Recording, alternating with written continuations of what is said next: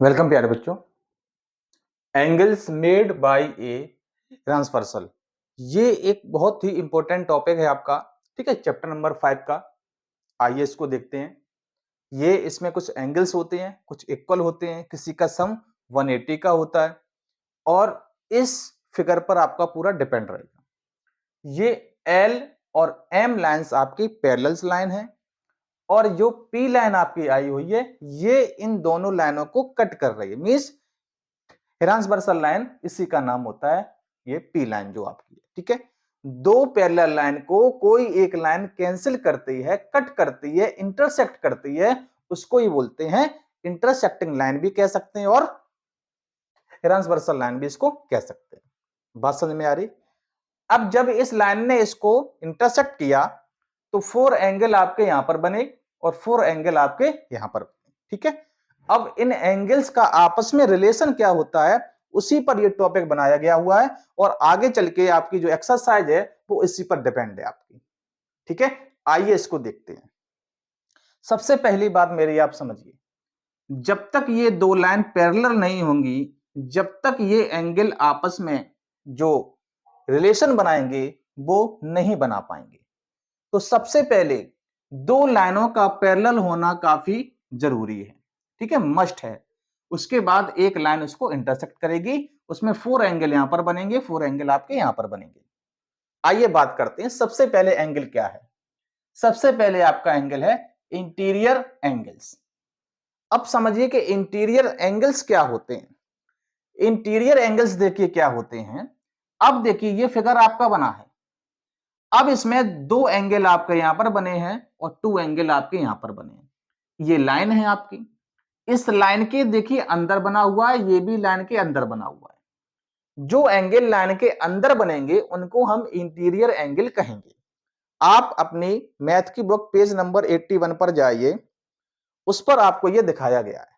ठीक है, चलिए इंटीरियर एंगल क्या है देखिए, लाइन के अंदर, ये भी लाइन के अंदर, ये लाइन के अंदर है तो इनको इंटीरियर एंगल कहा गया है।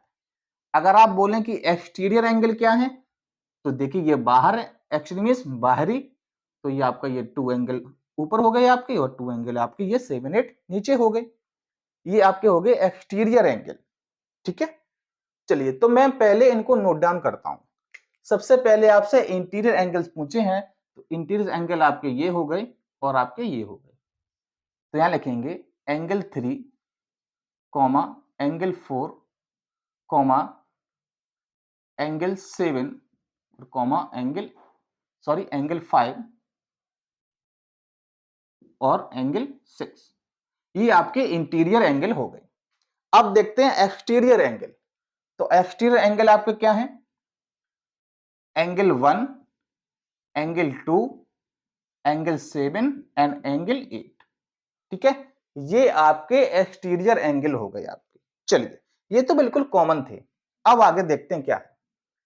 आगे आपको दिया गया है पेयर्स ऑफ करस्पॉन्डिंग एंगल्स। देखिए करस्पॉन्डिंग का मतलब आप ये समझ लीजिए कि सेम प्लेस पर, इसका सबसे अच्छा एक छोटी सी ट्रिक है, सेम पॉइंट पर या सेम प्लेस पर। जैसे जरा देखिए, अगर मैं एंगल 1 की बात करूं तो एंगल जो है एक लाइन के ऊपर है, जो पैरेलल लाइन है उसके ऊपर है, तो इधर भी एंगल ऊपर होना चाहिए। ठीक है, ऊपर 5 है, 6 है आपका। अभी मैं एंगल 1 की बात कर रहा हूं। ठीक है, एंगल 1 जो है आपका लाइन का ऊपर है, तो ये भी 5 एंगल जो है वो लाइन के ऊपर है। मैंने बोला सेम प्लेस, तो ये भी ऊपर ये भी ऊपर। अब ये जो आपकी इंटरसेक्टिंग लाइन गई है ना, ट्रांसवर्सल लाइन गई है, उसके ये लेफ्ट हैंड साइड पर है और एंगल 5 भी आपका लेफ्ट हैंड साइड पर है। तो एंगल 1 इक्वल होगा किसके, एंगल 5 के। तो एंगल 1 का करस्पॉन्डिंग एंगल क्या बना, एंगल 5 बना। क्यों, ये भी ऊपर और ये भी ऊपर, ये भी लाइन के इस तरफ और ये भी लाइन के इस तरफ। तो एंगल 1 इक्वल होगा किसके, एंगल 5 के। आप यहां पर देख सकते हैं। ठीक है, एंगल 1 एंड एंगल 5 आपका यहां पर आएगा, एंगल 1 एंड एंगल 5, ये आपका बना पहला पेयर।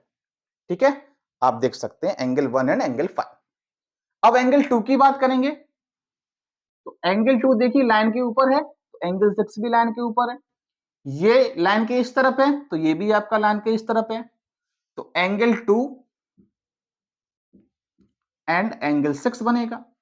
ठीक है, हो गया आपका। अब जरा एक बात और समझिएगा, पहले मैं इक्वल दोनों को ये बता दूं कौन किसके इक्वल है, उसके बाद मैं आपको बताऊंगा क्या होगा इसमें। अब देखिए एंगल 3 की बात करूं तो ये लाइन के नीचे है, एंगल 7 भी लाइन के नीचे है। एंगल 3 इस लाइन के इस तरफ है, तो ये भी आपका इस लाइन के इस तरफ है। तो 3 एंड 7 बनेगा, एंगल 3 एंड एंगल 7 बनेगा। आगे देखिए एंगल 4 की बात करें तो ये लाइन के इस तरफ है, ये भी लाइन के इस तरफ है, ये लाइन के नीचे है, तो ये भी आपका लाइन के नीचे है। एंगल 4 इक्वल टू एंगल 8 बनेगा। ठीक है, ये आपके करस्पॉन्डिंग एंगल हो गई। इसका सिंपल सी बात समझिए, सेम प्लेस पर। ठीक है, सेम प्लेस पर। आगे देखिए जरा आप, अब होता क्या है, पेयर्स ऑफ करस्पॉन्ड एंगल, ये जो एंगल आपस में है इनका रिलेशन क्या होता है, ये एंगल आपस में इक्वल होते हैं। ठीक है, क्या होते हैं, आपस में इक्वल होते हैं, इक्वल होंगे।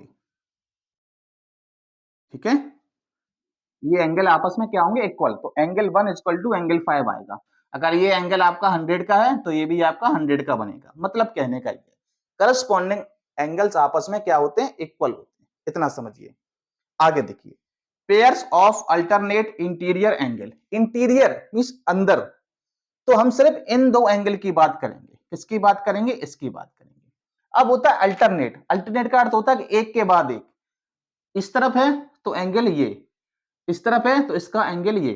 ठीक है, अल्टरनेट क्या है, ये अल्टरनेट है। 3 का 6 और 4 का 5।